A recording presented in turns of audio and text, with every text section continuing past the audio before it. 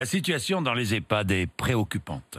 Des dizaines de morts sont à déplorer dans plusieurs maisons de retraite en France. Alors on ne sait pas, souvent, si ces personnes très âgées et souffrant de pathologies lourdes, on ne sait pas si ces personnes très âgées sont décédées du coronavirus ou pas. C'est l'une des grandes questions et l'un des gros problèmes. Selon le directeur général de la Santé, Jérôme Salomon, les décès à l'hôpital ne représentent qu'une faible part de la mortalité liée au coronavirus. Oui, il y a beaucoup de décès dans les EHPAD, mais habituellement, il y a beaucoup de décès dans les EHPAD. Il y en a plus que d'habitude. Est-ce que c'est dû au coronavirus ou pas?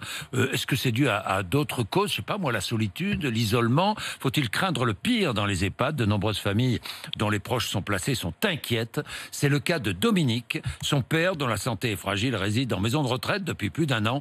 Marie Monnier et Caroline Philippe l'ont rencontré à Brunstatt, près de Mulhouse, dans le Grand Est.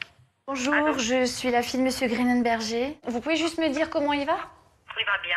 Pour prendre des nouvelles de son père, âgé de 90 ans, Dominique est obligé de téléphoner aux soignants. Depuis 3 semaines, les visites sont interdites. La dernière fois que j'ai vu mon père, c'était à travers la vitre de la porte d'entrée de l'EHPAD. On avait le sentiment d'être dans un parloir de prison.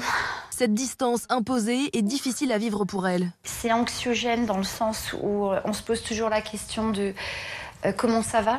Et il faut surtout pas qu'il se sente oublié.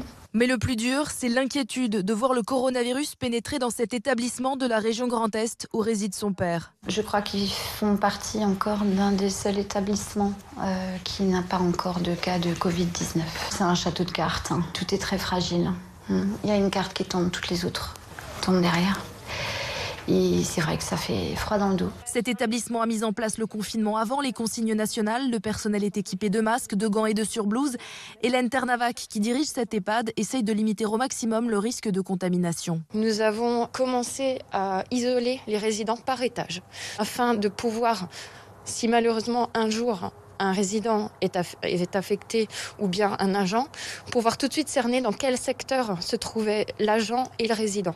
Chaque soir, quand nous nous disons qu'il n'y a pas encore de cas confirmés au niveau des résidents, on se dit c'est un jour de gagné. On ne se demande pas si nous allons avoir des cas au sein de l'établissement, mais jusqu'à quand on va pouvoir le repousser. Pour rassurer les familles, cet EHPAD partage chaque jour photos et vidéos sur une page Facebook.